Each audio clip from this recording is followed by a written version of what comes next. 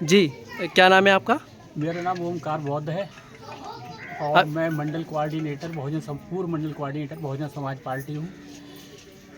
और अभी घटना का हमें सुबह संज्ञान हुआ तो हमने लोगों से जानकारी की, तो ये पता लगा है कि FIR तो हो गई और लाश जो है पोस्टमार्टम के लिए रामपुर गई हुई है।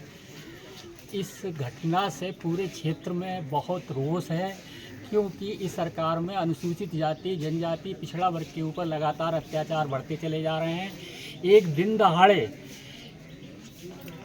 उनके लड़के को घायल करना और उस आदमी को ठोर मार देना सवर्णों द्वारा एक बहुत बड़ी सरकार की विफलता है और ये बहुत बड़ा अन्याय, अत्याचार लगातार बढ़ता चला जा रहा है। और इस तरीके से जो बहुजन समाज है, जो अनुसूचित जाति है, जो जनजाति है, उसका रहना मुश्किल हो गया है।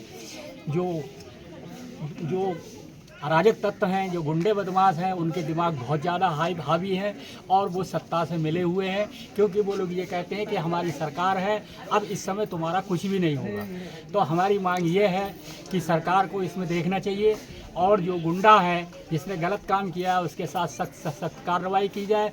और उसे जैसे बहन जी की सरकार में एक विक्रमपुर में एक धोबी समाज का कत्ल कर दिया गया था तो उन पर NSA लगाई गई थी, तो इसी तरीके से जिसमें 6 साल के बाद जमानत हुई थी, तो इसी तरीके से हम बहुजन समाज पार्टी की ओर से ये मांग करते हैं, पूरे समाज की तरफ से ये मांग करते हैं कि इन मुलजिमों पर NSA लगाई जाए, जिनकी कम से कम 6-7 साल बाद जमानत हो, और जो हमारा आदमी है उसके लिए आर्थिक सहायता दी जाए और इनके परिवार के किसी आदमी को सरकारी नौकरी की व्यवस्था की जाए, जिससे ये लोग अपना गुजारा बसर आराम से कर सकें। और सरकार को चाहिए कि ऐसे गुंडा अराजक तत्वों पर मतलब अपना नियंत्रण रखें, वरना इसमें और अव्यवस्था फैलने का डर है। अच्छा, ये जैसे कि रामपुर में आए दिन दलितों के साथ जो है अत्याचार हो रहे हैं, घटनाएं हो रही हैं, इस पे जो है रामपुर प्रशासन जो है किस तरह से कार्रवाई कर रहा है या नहीं कर रहा है? देखिए, प्रशासन कुछ नहीं होता है। पुलिस प्रशासन जो होता है वो सरकार के इशारे पर काम करता है। जैसी बहन जी बैठती हैं सत्ता में, बहुजन समाज पार्टी की राष्ट्रीय अध्यक्ष जब मुख्यमंत्री बनती हैं, तो आधे गुंडे तो भाग जाते हैं और जो आधे गुंडे रह गए वो या सरेंडर हो जाते हैं या दूसरे प्रांतों में चले जाते हैं। तो ये सारा काम योगी आदित्यनाथ के इशारे पर हो रहा है।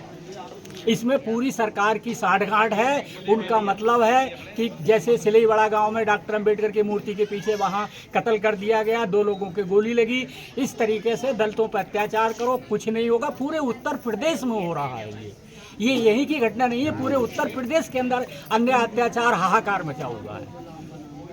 अच्छा, गुंडे माफियों की सरकार है ये।